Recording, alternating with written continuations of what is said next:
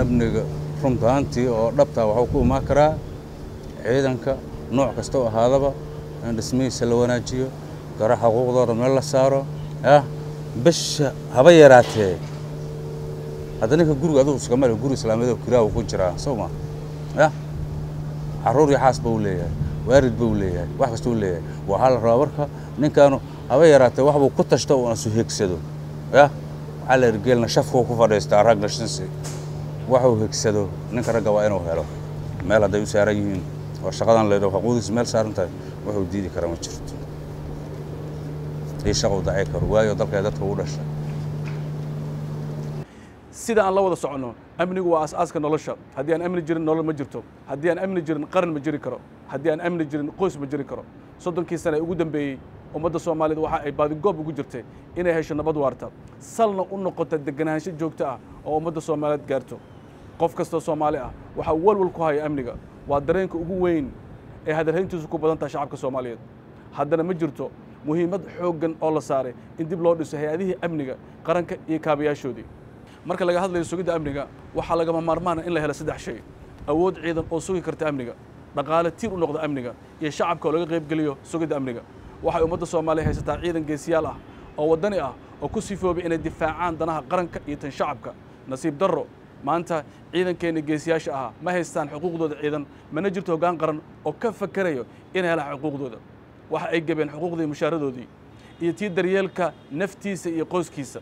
taasina waxay horseeday in rajadii ciidanka burbur ku yimaado ciidamada u dhabagala si guud iyo si gaaraba baahidooda garan kara halka qaran guddoonsi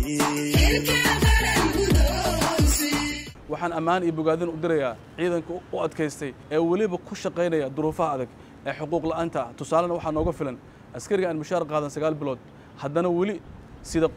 qoriga loo yaqaan BKM-ka oo qiimihiisu ku dhow yahay $20,000 garabkiisa ku sita isagoo awood u leh inuu iibsado si uu qoyskiisa u daryeelo haddana ku adkaystay inuu ilaaliyo nabadda isla markaasna xafido hantidii qaranka dhanka kale shacabka lagama qayb galin sugidda amniga nabadgelyo ma jiri karto haddaysan shacabku kaalin koowaad ka qaadan sugiddeeda sababta ugu weyn ee amni xumada maanta dalkeena ka jirta waxay tahay in kaalintii shacabka ku lahaa nabadda aan la siinin oo aan lagu dhiirigelin shacabka inay nabadda kaalin koowaad ku leeyihiin iyo in aan la muujin wada shaqayn dhab ah deegaano badan oo ka tirsan dalka oo ay nabad ka jirto hadda waxa kaalin mugle ku leh amba ka geysay kaalin mug ah shacabka Soomaaliyeed ku noqon deegaanadaas ammaanku waa xaq u leeyahay qof kasto muwaadin Soomaali ah qofna lagu madili karo iyadoo lagu marsiyonayo sugidda ammaanka laguma xadgudbi karo nolosha qofka Soomaaliga xorriyadiisa iyo madax banaanida aragtida qofna waxaana xil ka saaran yahay dawladda inay sugto amniga qof kasto Soomaali ah meel kasta uu ka joogo dalka ciidamada u dhabagala si guud iyo si gaaraba baahidooda garan kara halka qaran guddoonsi waxaan ballan qaadaynaa inaan kor u qaadno tayada ciidanka dibna loo soo celiyo rajada ciidanka isla markaana xuquuqdooda buuxda la siiyo waxaan si joogta u bixin doonaa xuquuqda mushaarka iyo midda daryeel ee dhammaan ciidanka qalabka sida waxaan kordhinaynaa xuquuqdooda mushaar iyo midda daryaalka ciidanka gaar ahaan waxaa markii ugu horeysay ay heli doonaan mushaar ee aan ahayn gunno kuna jirto miisaaniyadda dawladda